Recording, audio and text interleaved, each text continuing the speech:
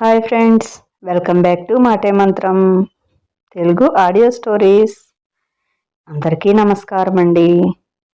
ఈరోజు మరో మంచి కథతో మీ ముందుకు వస్తుంది మన మాటే మంత్రం. వాతావరణం అంతా హుషారుగా ఉంది. మినుకు మినుకుమని మెరిసే మసక వెలుతుల్లో కొన్ని యువజంటలు రెట్టించిన ఉత్సాహంతో డ్యాన్స్ చేస్తున్నారు. వాయిద్యాల హోరు పెరుగుతూ ఉంటే వారి డ్యాన్స్ కూడా తారాస్థాయికి చేరుకుంటుంది. అప్పటికే అక్కడున్న వారిలో చాలామంది మత్తు పానీయాలు తీసుకోవటంతో ఆడ మగ అనే తేడా లేకుండా ఎవరికి వారు ఎగిరి గంతులేస్తున్నారు. అప్పుడు రాత్రి 11 గంటలు కావస్తుంది. ఫ్యాషన్ అనే ముసుగులో నేటి యువత సాగిస్తున్న విచ్చలవిడి శృంగారానికి తెరలేచే సమయం అది. పోలీస్ పహరా ఇక ఉండదని తెలుసుకున్న నిర్వాహకులు మెల్లిగా అక్కడ డ్యాన్స్ చేస్తున్న టీనేజర్స్ మధ్యలోకి వారి అనుచరులను పంపించారు. ప్రపంచాన్ని మరచి తమ తమ గర్ల్ ఫ్రెండ్స్తో డ్యాన్స్ చేయటంలో మునిగిపోయిన మగవారి దగ్గరకు వెళ్ళి వారి చెవిలో మెల్లిగా గుసగుసగా చెప్పారు, మీ ఇద్దరే ఏకాంతంగా గడపాలని అనుకుంటే అన్నీ సిద్ధపరుస్తాం. ఆ మాట వినగానే అప్పటి వరకు తన గర్ల్ ఫ్రెండ్స్తో కలిసి డ్యాన్స్ చేయటం వరకే ఆలోచించిన ఆ యువకుల మదిలో మరొక ఆలోచన చోటు చేసుకుంది. అంతే, వెంటనే ఆ నిర్వాహకుల దగ్గరకు వెళ్ళి వాళ్ళు కోరినంత డబ్బులు చెల్లించి ఇమ్మీడియట్గా రూమ్లు బుక్ చేసుకోవటం మొదలుపెట్టారు యువకులు. తమ తమ గర్ల్ ఫ్రెండ్స్తో అందులోకి వెళ్ళటం ప్రారంభించారు. హాలు నిండుగా యువతీ యువకులతో ఎంతో ఆహ్లాదకరంగా ఉన్న ఆ ప్రదేశం అరగంట తిరిగేసరికల్లా బోసిగా మారిపోయింది. వాయిద్యాల జోరు ఆగిపోయింది. దాని స్థానంలో మంద్రంగా వెస్ట్రన్ మ్యూజిక్ చెవులకింపు చేస్తూ వినిపిస్తోంది. ఆ యువజంటలకు కేటాయించిన చిన్న గదుల్లో వేడివేడి నిట్టూర్పులు, తీయటి మూల్గులు లీలగా వినిపించటం ప్రారంభించాయి. సిటీకి 20 కిలోమీటర్ల దూరంలో ఉంది ఆ రిసార్ట్స్. యువజంటలకు హాలిడేస్ ఎంజాయ్తో పాటు శృంగార రసానుభూతిని కూడా మదిలోకెక్కించుకోవటానికి కావలసిన అన్ని ఏర్పాట్లు అక్కడ చకచకా జరిగిపోతాయి. మద్యం సేవించిన యువతిని ఇలా ఇల్లీగల్ కాంటాక్ట్ పెట్టుకోవటం కోసం ప్రేరేపించేలా వారు చేస్తున్న బృహత్తర కార్యక్రమం చాలామందిలో ప్రచారం పొందింది. తమ గర్ల్ ఫ్రెండ్స్ని ఏ పార్కుకో తీసుకెళ్తే అక్కడ మాటలతోనే కాలయాపన చేయటం, లేదంటే చేతులతో చిన్న చిన్న చిలిపి పనులు చేయటం వరకే అవకాశం ఉంటుంది.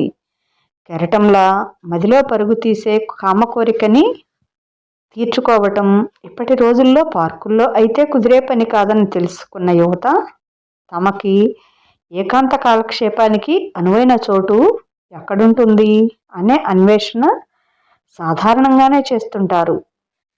సరిగ్గా అలాంటి యువతిని టార్గెట్ చేసుకొని చేస్తున్న ఆ బిజినెస్ 3 పువ్వులు 6 కాయలుగా దినదినాభివృద్ధి అవుతూ వస్తుంది.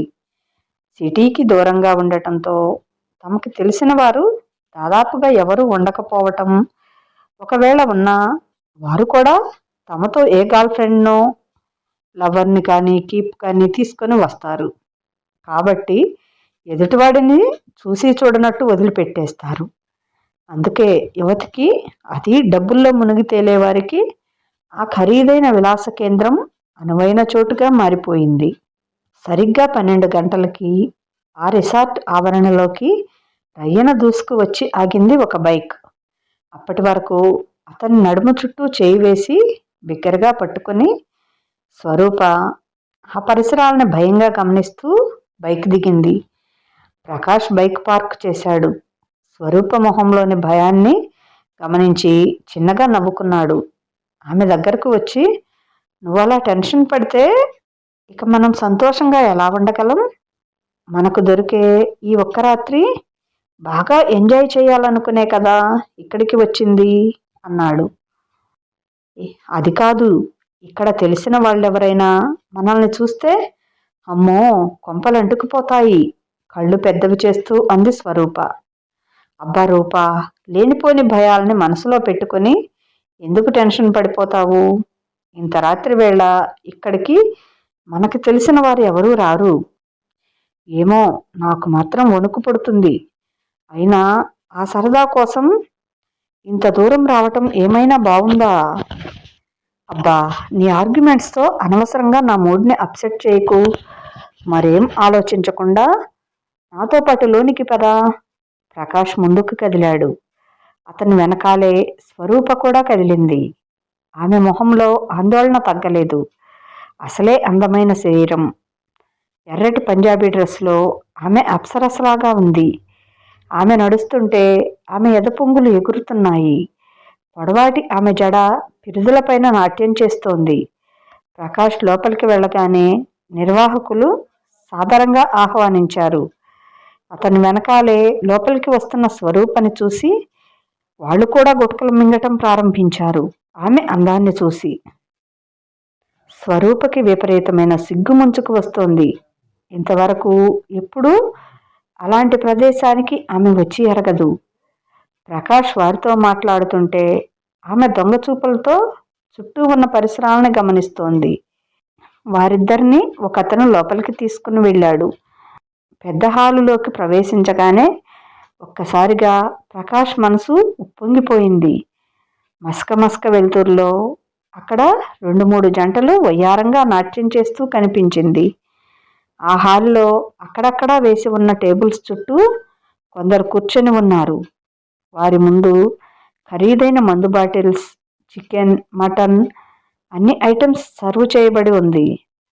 ఓ 4 యువతులు ఒంటిపైన కేవలం పల్చటి బ్రాతో జానెడు డ్రాయర్ను వేసుకొని నాట్యం చేస్తూ కనిపించారు.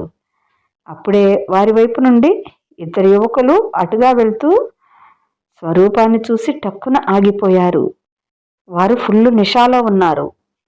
స్వరూప అందాన్ని చూసి షాక్ అయిపోయినట్లుగా అందులో ఒకడు, wow what a beauty, wow what a beauty figure, ఎంత అందంగా ఉంది.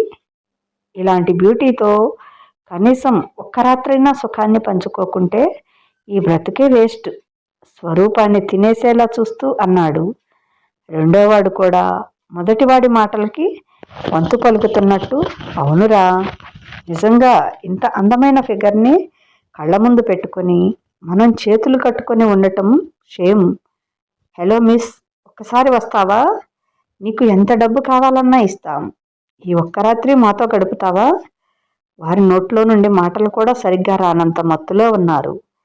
ఆ నిషాలో వారేం మాట్లాడుతున్నారో కూడా వారికే తెలియటం లేదు. వారి మాటలకి స్వరూప కళ్ళు కోపంగా ఎరిపెక్కాయి. వారిని అక్కడే తన చెప్పుతో కొట్టాలన్నంత ఆవేశం వచ్చింది ఆమెకు. ప్రకాష్ ఈ విషయాన్ని గమనిస్తూనే ఉన్నాడు. ఎక్కడ మళ్ళీ స్వరూప మనసు మారుతుందోనని అతనికి భయమేసింది. ఉన్న ఈ ఒక్క ఛాన్సుని కూడా ఈ వెధవల ద్వారా పోగొట్టుకుంటానేమో అని గాబరా పడిపోయి ఏదేదో వాగుతున్న వారిని అక్కడి నుండి దూరంగా తీసుకువెళ్ళాడు. ఏదో జరుగుతున్న విషయాన్ని గమనించిన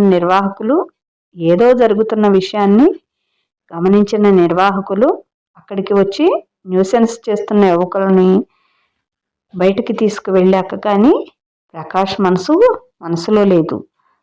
ఆ యువకులు తనపై చేసిన కామెంట్స్కి ఆమె మొహం కోపంతో ఎర్రగా మారిపోయింది.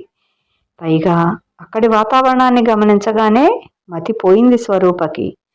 చటుక్కన ప్రకాష్ చేయిని పట్టుకుని, మనం వెళ్ళిపోదాం పదా అంది. ప్రకాష్ ఆమెనే అనునయిస్తూ, ఏమిటి వెళ్ళేది?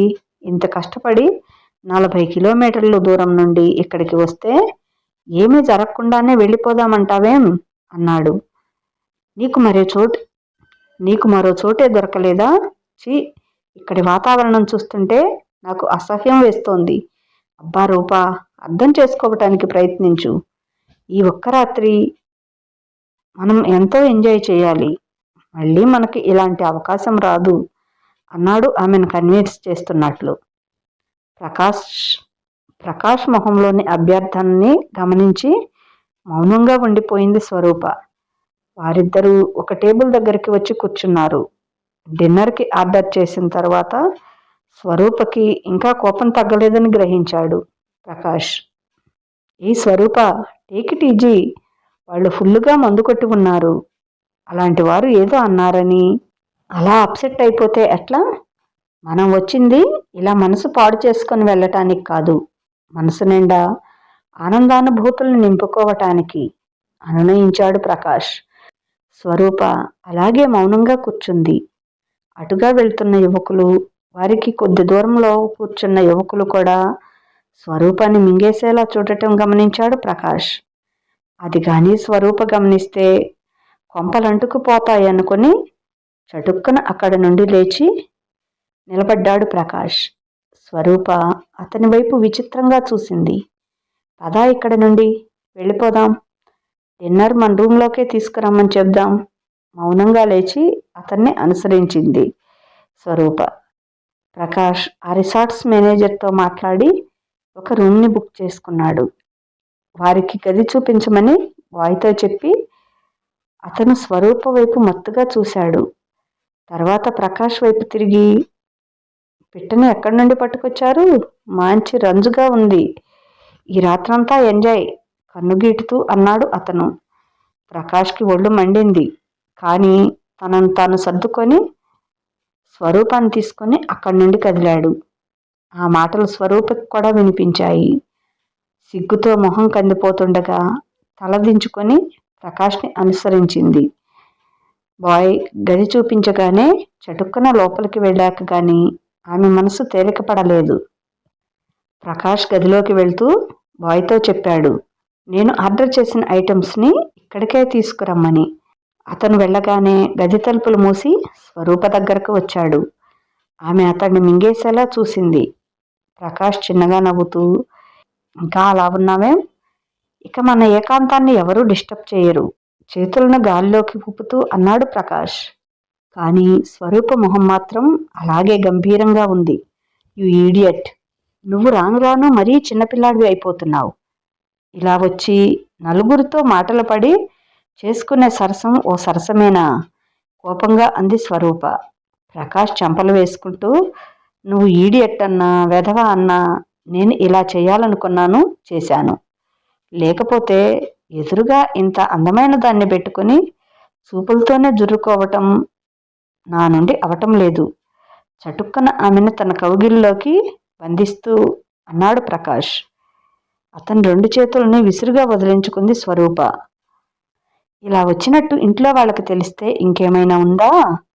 భయంగా కళ్ళని పెద్దవి చేసి అంది స్వరూప.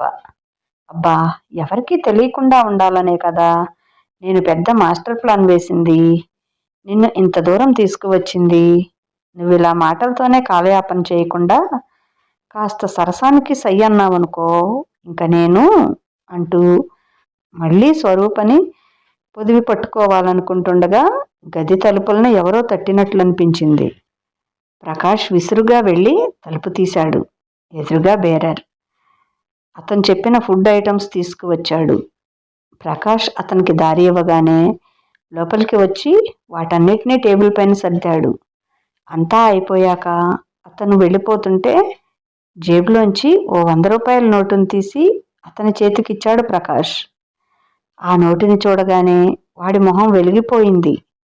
ఆనందంగా దాన్ని తీసుకొని, have a sweet night sir అంటూ దొంగ చూపులతో స్వరూపాన్ని చూస్తూ అతను ఆ గదిలో నుండి బయటకు వెళ్ళిపోయాడు. అతను వెళ్ళగానే గది తలుపులు మూసి స్వరూప దగ్గరికి వచ్చాడు ప్రకాష్. అర్ధరాత్రి తిండేమిటి, అనవసరంగా ఆర్డర్ చేశావు ఇవన్నీ అంది స్వరూప. తింటే మూడొస్తుందని అన్నాడు ప్రకాష్. వస్తుంది వస్తుంది, కడుపు నిండా తింటే మూడేమో గాని ముందు నిద్ర వస్తుంది అంది స్వరూప నవ్వుతూ. అమ్మో, అంత పని మాత్రం చేయకు, ఈ రాత్రి మనం నిద్రకి దూరంగా ఉండాలి. కావాలంటే రేపొద్దున ఇంటికెళ్ళగానే హాయిగా పడుకో, భయం నటిస్తూ అన్నాడు ప్రకాష్. స్వరూప టేబుల్ దగ్గరకు రాగానే స్వయంగా అతనే ఆమెకి అన్నీ వడ్డించేసి తను కూడా తినటం ప్రారంభించాడు ప్రకాష్. ఈరోజు నాకెంత ఆనందంగా ఉందో తెలుసా? ఆమె వైపు తన్మయత్వంగా చూస్తూ అన్నాడు ప్రకాష్. ఎందుకుండదు, నన్ను ఇలా లేవదీసుకొని వచ్చినట్లు రేపు ఎవరికైనా తెలిస్తే అప్పుడు ఇంతకంటే ఎక్కువ ఆనందంగా ఉంటుంది. అబ్బా, ఇప్పుడు ఆ మాటలు అవసరమా? ఆనందంగా గడుపుదామంటే నా భవిష్యత్తును చెప్పి నన్ను బెంబేలెత్తిస్తున్నావు. ఏవైనా రొమాంటిక్ విషయాలు మాట్లాడొచ్చు కదా, చిన్నబుచ్చుకున్నట్లు నటిస్తూ అన్నాడు ప్రకాష్. ఛీ, సిగ్గులేకపోతే సరి. భోజనం చేస్తున్నప్పుడు రొమాంటిక్ మాటలేమిటి? ముందు భోజనం చేయండి అంది చిరుకోపం నటిస్తూ స్వరూప. మరో 10 నిమిషాల్లో భోజనం ముగించగానే మరీ ఆలస్యం చేయకుండా స్వరూపాన్ని అమాంతం కౌగిలించుకున్నాడు ప్రకాష్. ఈసారి ఆమె అతన్ని విడిపించే ప్రయత్నం చేయలేదు. అతను ఆమెను గట్టిగా పొదివి పట్టుకొని బొగ్గపైన ముద్దుల వర్షం కురిపిస్తున్నాడు. దానికి అనుగుణంగా ఆమె అతనికి సహకరిస్తూ ఆనందానుభూతులకు లోనవుతోంది. అతను స్వరూపాన్ని అమాంతం గాలిలోకి లేపి 2 చేతులతో పైకెత్తుకొని బెడ్ పైన పడుకోబెట్టాడు. ఆమె అతని చేష్టలకి చిన్నగా నవ్వుకుంటూ అతన్ని మత్తుగా చూస్తోంది. ఆ చూపులకి భరించలేని వాడిలా ఆమె పైకి చేరిపోయాడు ప్రకాష్. అతను ఆమె ఎదపొంగులపైన చెయ్యి వేసి చిన్నగా నొక్కాడు. దాంతో స్వరూప మత్తుగా మూలిగింది. మెల్లిగా ఆమె పెదాల దగ్గరకు తన పెదాలని ఆంచి ముద్దు పెట్టుకున్నాడు. ఆమె ఆ విరహాన్ని భరించలేని దానిలా తన 2 చేతులు అతని వీపు పైన వేసి గట్టిగా తన వైపుకి అదిమి పట్టుకుంది. ఆమె పెదాలను కాంక్షగా ముద్దాడుతూ అమృతధారల్ని ఆస్వాదిస్తున్నట్లు అతను అలాగే 2 నిమిషాల వరకు ఆ ప్రక్రియను కొనసాగించాడు. తరువాత ఆమె పైనుండి పక్కకి ఒరిగి ఆమె తన వైపుకి లాక్కొని హత్తుకున్నాడు. ఆమెను ముద్దులతో ముంచెత్తుతూనే చేతులతో ఆమె ఒంటిపైనున్న డ్రెస్ హుక్స్ను తీయటం ప్రారంభించాడు.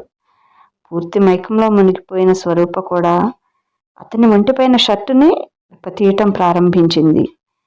మరు నిమిషంలో వారి ఒంటిపైన బట్టలు వేరైపోయాయి. ఆమెను వెల్లకిలా పరుండబెట్టి ఒక్కసారి ఆమె అందాలని కళ్ళ నిండా నింపుకున్నట్లు తనివి తీరా చూస్తుండగా స్వరూప సిగ్గుపడుతూ అతన్ని పైకి లాక్కుంది. అతను ఆమె మొహాన్ని ముద్దలతో ముంచెత్తుతూ మెల్లిగా మెల్లిగా కిందికి ఒరిగాడు. ఆమె కంఠం పైన ముద్దు పెడుతూ అలాగే క్రిందకు వచ్చాడు. ఒక చేత్తో ఆమె స్తనాన్ని గట్టిగా అదిమి పెట్టాడు.